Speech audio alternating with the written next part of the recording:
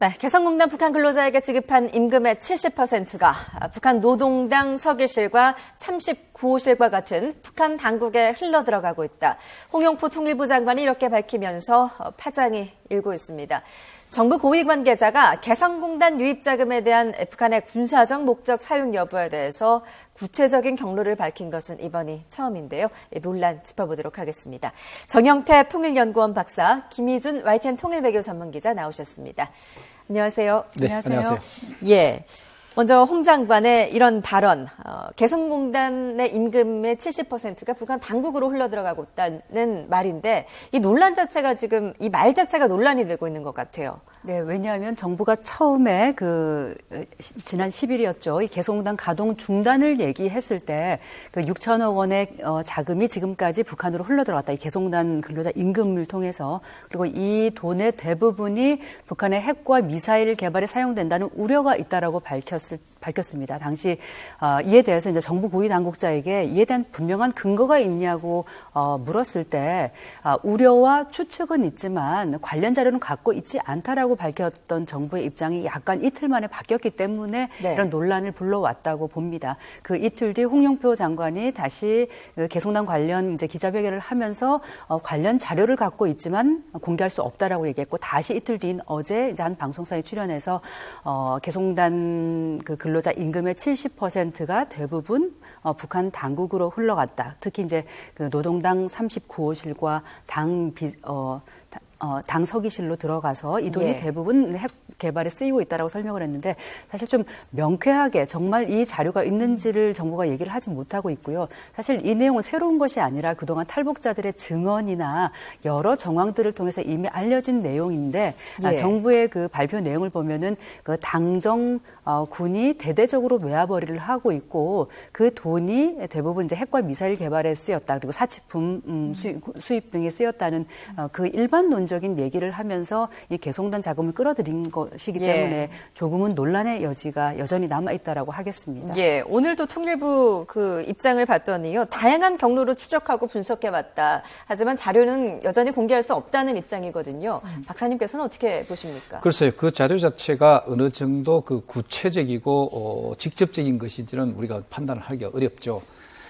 그런데 우리가 일반적으로 얘기했을 때 북한과 관계되는 이런 그 특수한 그 형태를 또 여러 가지 방법 이런 것을 통해서 해는 것 자체를 노출한다는 것 자체가 네. 그런 잘못된 된 것이라고 할 수가 있습니다. 그렇기 때문에 우리가 지나치게 그 자료 자체를 실질적으로 요구한다 하는 것에 있어서 여러 가지 그 안보적 측면에 있어서나 또 남북한 관계에 있어서의 어떤 민감성이라든가 예. 이런 관계에 있어서 뭐 충분히 그 정부 측 입장에 우리는 어느 정도 좀 동조를 해줄 필요가 사실 있기는 합니다. 예. 그럼에도 불구하고 여기에 이제 이번에 왜 그러면은 왜 구체적인 증거가 있다고 하는 정도까지 나왔느냐 하는 것은 그만큼 이게 이제 개성공단 사업 자체가 사실상 의미가 굉장히 큰 거라고 하는 것을 일반적으로 받아들인 사실이잖아요. 예를 들면 남북한 관계 발전에 있어서의 어떤 그 상징적인 사업이다. 예. 그리고 또 앞으로 남북한 관계를 발전시켜 나가는 데도 굉장히 중요한 사업으로 자리매김했기 때문에 이것을 이제 완전 폐쇄가 아니지만 그래도 완전 중단이라고 하는 아주 그 강수를 둔 데 대해서 어느 정도 이것을 뒷받침하기 위한 하나의 그 증거랄까 그런 예. 것을 하기 위해서 나온 발언이 아닌가 이런 생각이 사실 되죠.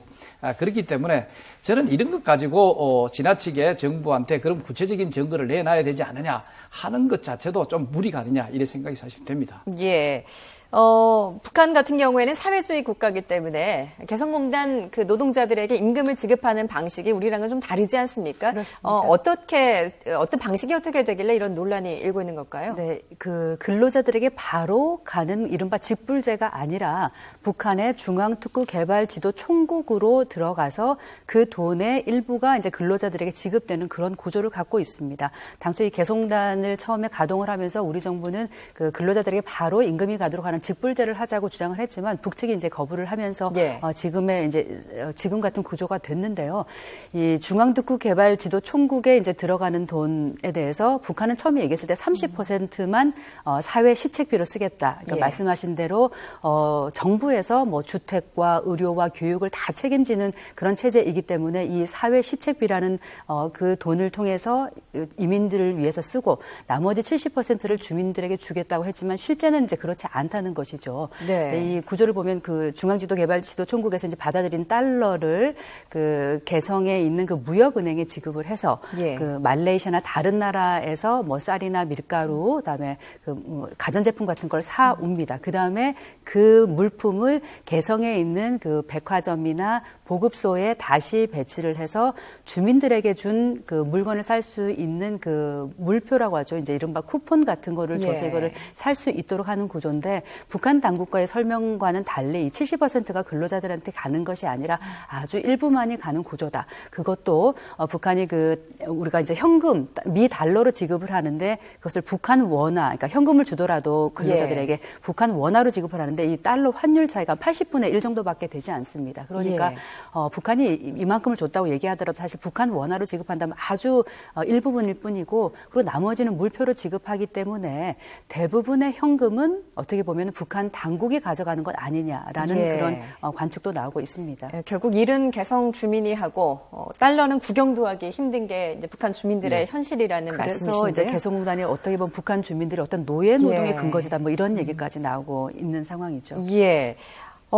그렇다면 이 정부가 만약에 이제 이렇게 개성공단으로 흘러들어가는 자금이 북한의 핵과 미사일 개발에 이용이 된다라는 거를 알고 있는데도 지금까지 암묵적으로 개성공단을 운영을 해왔다면 이게 유엔 안보리 결의 위반이 아니냐라는 또 지적도 있습니다. 이에 대해서는 어떻게 봐야 될까요? 뭐 나름대로 참 그 예리한 지적을 해주셨는데 예.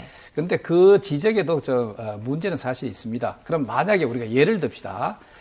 거기에 대한 구체적인 증거 자체가 그럼 언제부터 이게 확보되느냐. 이것을 아직까지 따지기 이전에 그게 유엔 안보리에 위배된다. 그럼 만약에 구체적인 증거를 원래 우리가 그것을 확보를 했다라든가 예. 사실 얼마 되지 않았다든가 이렇게 표현할 때는 그럼 어떻게 할 거냐 이런 거죠. 사실 그것은 어디까지나 그야말로 이제 이 말 꼬리가 예. 자꾸 길어지는 그런 형태로 이게 논란이 이어간다는 측면에서 좀 유감스러운 측면이 사실 있습니다. 예. 그럼에도 불구하고 사실은 그러면은 왜 그럼 알고도 그럼 알았다 칩시다. 알고도 이것을 우리가 이제까지 그 개성공단 자체를 유지했느냐 이렇게 본다면 저는 개인적인 판단이 이렇습니다. 예. 뭐 이래도 우리가 여러 가지 이런 사업 자체를 추진했는 그런 정권이라든가 하는 정부에 관여했던 분들, 뭐 전문가분들도 사실 이런 건 인정하지 않습니까? 북한의 좀 개성공단의 의미 자체가 사실은 우리 남북한 관계에 있어서 어떤 면에서 발전의 시금석이라고 할 정도로 하고 또 상당한 상징성 여러 가지 의미를 굉장히 두면서 절대로 이것은 닫아서는 안 된다고 예. 하는 것이 또 주장해왔고 또 거기에 어느 정도 우리 정부가 그게 보수 정부든 진보 정부 그건 뭐를 떠나가지고 예. 어떤 정부라도 여기에 대해서 어느 정도 동조를 해왔고 또 준비를 인정해왔다는 거죠. 그런 차원에서 인정해오다가 사실은 지금은 어느 정도 그것을 이제 유지하기에 도가 좀 지나쳤다. 이제 좀 지나치는 게 많이 지나쳤다. 예. 자, 4차 핵실험. 그 다음에 여기에 운반 수단인 장거리 미사일. 이 장거리 미사일까지 이게 성공하게 되면 북한은 운반 수단 자체가, 핵을 운반하는 수단 자체가 단거리, 중거리, 장거리까지 모든 것을 확보하게 되는 그런 상황에서 우리는 심각한 군사 안보적 위협을 받고 있다는 뜻이 되겠죠. 자, 그렇다면은 이러한 개성공단 이런 사업 자체가 지속적으로 이런 것이 강화되고 발전되는데 더 이상 활용돼서는 안 되겠다. 고 하는 나름대로의 판단 속에서 그것도 폐쇄는 아닙니다. 지금 아직까지. 어디까지나 완전 중단이라고 하는 그런 형태로 지금 나름대로 했던 선을 해놨다. 이렇게 볼 수가 사실 있죠. 그렇군요. 네, 조금 말씀을 이제 덧붙이겠습니다. 일단 이 유엔 안보리 제재 결의안 위반 논란이 이제 있는 것은 북한이 2013년 2월 3차 핵실험을 함에 따라서 그 다음 달에 바로 유엔 안보리 제재 결의안 2094호가 이제 통과가 됩니다. 이 유엔 2094호에 북한이 핵과 미사일 등 대량 살상 무기나 이제 사치품 구입에 쓰이는 대량 헌금, 이제 벌크 캐시라고 이제 표현을 하는데요. 용어로는 이 벌크 캐시가 들어가는 거는 이제 금지한다라는 조항이 있기 때문에 이 정부가 그러면 이 같은 한 해 이제 6천억 원의 돈이 그동안 6천억 원의 돈이 개성공단에 유입됐는데도 그거를 이제 알고도 이걸 가동 중단 안 했다. 이러면 이제 안보리 제재 결의안을 위배한 것이 아니냐 그 논란이 있는 것인데요. 박사님 말씀대로 2013년 사실 그 당시 상황 안보리 제재 결의안이 나오고 4월부터 8월까지는 거의 가동이 중단된 상태였으니까 북한으로 현금이 들어가지 않았을 거고 그리고 그 이후에 정부가 알았을 수도 있습니다. 근데 이제 앞으로가 문제일 것으로 보입니다. 정부가 이미 이 개성단에서 벌어들이는 돈의 대부분이 핵과 미사일 개발에 쓰이는 것으로 보인다라고 밝힌 만큼 북한이 비핵화를 하겠다. 핵 개발 더 이상 안 하겠다라고 나오기 전에는 이제는 앞으로 개성공단을 다시 가동할 그런 근거가 사라졌다고 볼 수 있고요. 아울러서 그동안의 금강산 관광도 문제가 될 것으로 보입니다. 그동안에 이제 금강산 관광이 재개가 된다면 한 해 이제 600억 원 정도의 돈이 들어가는데 이게 이른바 그 유엔 안보리 제재에서 얘기하는 벌크 캐시냐 아니냐를 놓고 정부가 대답하기를 유엔 안보리의 어떤 그 유권 해석이 최종 결정을 할 것이다 이렇게 얘기를 해왔습니다. 그런데 개성공단과 똑같은 자금 흐름을 금강산에서 들어가는 달러도 똑같은 자금 흐름을 가진다고 했을 때는 개성공단이든 금강산이든 남과 북의 어떤 평화 협력의 상징인 두 큰 그 사업을 더 이상 할 수 없는 근거를 오히려 정부가 만들어버린 것 아니냐, 자기 발목을 잡은 것이 아니냐 이런 논란은 여전히 계속될 수 있을 것으로 보입니다. 거기서 조금 더 저도 좀 첨가를 하면은 그것을 너무 극단적으로 북한의 핵 위험성이라든가 핵 문제가 해결되기 이전까지는 그럼 이것이 예를 들어서 그것을 개발하는데 이용이 되기 때문에 더 이상 그러면은 재개를 할 수 없지 않느냐.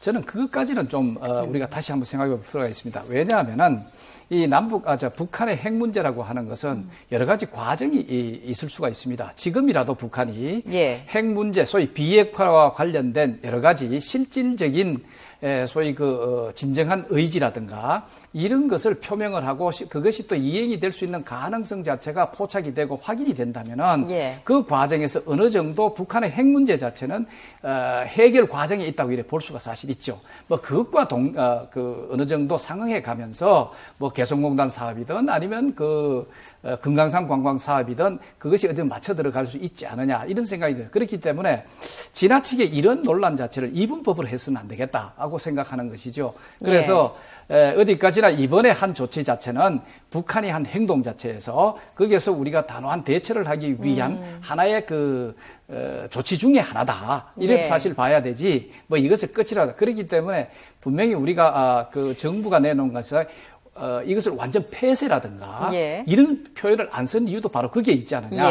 그렇기 때문에 지금은 완전 중단이라고 하는 차원에서. 그다음에 이것 자체가 북한이 스스로가 결과론적으로 그럼 자기들이 닫겠다, 폐쇄하겠다 하는 것은 그 결과론적으로 돌아오는 것이지 우리가 의도한 것은 사실 아니다. 이래 볼 수가 있죠. 그렇기 때문에 앞으로 북한이 이제 이런 정신 들어있다는 것이 북한이 앞으로 핵 문제라든가 이 미사일 문제를 전향적으로 해결하는 방향으로 간다면은 다시 재개될 수 있다는 그것도 전제는 이제 북한이 비핵화를 하겠다라는 게 이제 전제일 것 같고 그게 되지 않는 한 지금 우리 정부가 이렇게 개성공단으로 흘러가는 자금이 북한 무기 개발에 쓰였다라고 밝힌 만큼 개성공단 운영은 앞으로 사실상 어려운 게 아니냐라는 지적도 나오고 있는 것 같습니다. 그런데 이 표현 자체는 완전 중단하고 또 잠정 중단하고 또 다릅니다. 이번 경우는 아주 단호한 조치라게 완전 중단이라고 했습니다. 잠정이라고 하는 일정 기간 이래 하다가 또 다시 재개한다든가 설명하는 그런 뜻은 전혀 아니다. 그렇다면은 앞으로 여기에 대한 전제 조건이랄까 상황의 어떤 그것은 뭐냐? 북한의 핵미사일과 관련된 소위 이것을 이제 포기를 한다든가 하는 데 있어서 아주 진정한 의미의 나름대로 진정성이 보여진다면 그 과정에서 이것이 다시 재개될 수 있는 것도 아니냐 이렇게 볼 수도 있죠. 박사님 말씀대로 일리가 있는 것은 이제 비핵화의 여러 단계가 있으니까요. 처음에 모라토리엄 선언을 하고 그다음에 국제 원자력 기구 IAEA 사찰단을 받아들인다든가 이런 단계별로 하나씩 제재를 푸는 그런 방식이 될 수 있겠습니다. 네, 알겠습니다. 이번에 이제 이 자금이 흘러 들어갔다고 이제 그 지적한 곳이 노동당 당서기실 그리고 39호실인데요. 네. 어떤 데인지 조금 더 자세히 먼저 설명해 뭐 주실까요? 당서기실 하면은 예. 보통 이제 우리 청와대 비서실과 많이 비교가 되죠. 그 김정은의 이제 비서실 역할을 하는 곳이고 뭐 최고 지도자의 가족의 이제 일상을 관리한다 해서 지금 그 김정은 제1위원장의 동생인 김여정이 여기 실장을 맡아서 장관급인 실장을 맡아서 모든 걸 관리하는 것으로 알려져 있고요. 거기 밑에 어떤 그 39호실 하면은 그동안 김정일 위원장 시절에 만들어진 것입니다. 1970년대 중반에 만들어져서 그 당의 모든 사업을 관할하는 동시에 그 집권층의 비자금을 관리하는 곳으로 알려져 있어서 매년 매해 해외를 대상으로 하는 광물 수출이라던가 예. 대부분의 모든 사업을 총 관리하면서 달러를 다 총괄 관리하는 것으로 지금 알려져 있습니다. 예, 그러니까 북한 지도부의 자금 관리의 핵심 기관이다 이렇게 그런데 보면 이걸 될까요? 단순히 말이죠. 예. 39호실 자체를 무슨 비자금 관리하는 어떤 그런 식으로만 생각하면 좀 오산의 여지가 있습니다. 39호실은 사실 북한의 이 통치체제라고 하는 것은 수령 중심의 유일지도 예. 영도체계라고 볼 수가 있죠. 그렇다면은 수령이 많은 부분 정책 결정을 하고 집행하고 이런 것을 한다고 볼 수가 있죠. 그렇기 때문에 수령이 임의적으로 또 안에 의도적으로 여러 가지 형태의 이 정책을 예. 집행하는 과정에 있어서 자기가 임의로 관리할 수 있는 그런 자금이 필요하지 않느냐 하는 차원에서 이게 39호실이라는 게 이용되는 것이다. 예. 그러나 일반적 사람들이 사회주의 체제의 어떤 그런 방식을 몰랐는데 사회주의 체제의 어떤 방식하고 또 다릅니다. 예. 사회주의 체제에서는 수령이라는 게 사실 없죠. 그러면 당은 당 체계에 있어서 정책 결정이 이루어지고 그 당 자금 자체가 이루어지는 것으로 일반적으로 네. 보편적으로 볼 수 있지만 그러나 북한의 39호실이라고 하는 것은 사무청사에 있는 9호실이라고 얘기를 돼가 이게 시작된 것인데 네. 이것은 바로 뭐냐. 첫째 그 북한에 있어서의 그 수령이 곧 당이고 당이 수령입니다. 네. 그러니까 수령이 임의적으로 할 수 있는 것이 뭐 있느냐. 자, 거기 위해서 자금이 필요하다. 예. 그럼 예를 들어서 수령이 핵미사일 개발하는 것을 우선시 해야 되겠다. 자, 그렇다면은 수령이 이것을 위해서 집행할 수 있는, 그 임의적으로 집행할 수 있는 어떤 자금이 필요하다. 예. 이게 바로 이제 39호실로 상당한 부분, 이것이 이루어지고 있는 것이 아니냐, 모아지고 예. 있는 것이 아니냐, 이래 판단이 되죠. 예, 39호실뿐만 아니라 38호실 역시 통치 자금에 관리하는 핵심 기관이다라고 알려져 있는데 지금 현존하는 부서입니까? 38호실도? 모두 이제 북한은 두 예. 기관 모두 이제 존재를 부인하고 있고요. 탈북자들의 증언 등을 통해서 그렇죠. 지금 나오는 것인데 굳이 이 두 기관의 역할을 이제 분담을 하자면 예. 39호실은 이제 전체적인 그 외화벌이 수입을 총괄하는 기관이고 이 38호실이 정말 내밀한 김정은의 사금고라고는 예. 알려져 있습니다. 근데 이것이 이제 완벽하게 이제 확인된 사실은 아니고요. 그러니까 그 노동당 내부의 이제 막강한 역할이지만 이들 모두 당서기실에 그 이제 관련 내용을 다 보고를 하고 있는 것으로 예. 전해지고 있고요. 네. 예. 알겠습니다. 지난 2013년 개성공단 잠정 중단 때와는 달리 지금은 이제 남북 간의 연락 채널이 다 끊긴 상황인데 홍용표 장관의 이야기를 보면은 사용할 필요성이 있을 때 다시 이제 사용할 수 있다라고 답을 했거든요. 네. 앞으로 사용할 수 있을까요, 진짜? 어떻게 보세요? 그것은 사실 이건 그렇게 예. 어려운 것은 아닙니다. 예. 사실 북한이 앞으로 그 여러 가지 태도 변화라든가 특히 핵미사일과 관련된 이런 진정성을 좀 보여가면서 뭔가 남북한 관계 대화를 필요로 한다. 이렇게 얘기했을 때는 지금 하시라도 이것을 예. 다시 복구할 수 있는 그런 측면은 사실 있죠. 그렇기 때문에 이걸 시스템 자체를 우리가 한번 없애버리면은 이것을 재구축하는데 굉장히 힘이 든다라든가 어떤 시스템상으로 기술적으로 사실 그런 정도는 아니고 단지 이제 북한이 먼저 이것을 끊어버린다면은 예. 북한이 답변 안 하면 이건 계속 할 수 없는 것 아니냐 그런 의미로서 좀 중요성을 갖고 있다. 그렇기 때문에 홍익부 장관 역시도 그런 것을 염두에 두면서 예. 우리가 앞으로 남북한 대화의 어떤 필요성이 제기가 됐고 또 그런 상황에 실제 어떤 요구가 있을 때는 하시라도 쉽게 할 수 있지 않느냐. 라고 하는 얘기를 대신한 것으로 볼 수가 있습니다. 예, 알겠습니다. 지금까지 정영태 통일연구원 박사, 김희준 YTN 통일외교 전문기자였습니다. 잘 들었습니다. 감사합니다.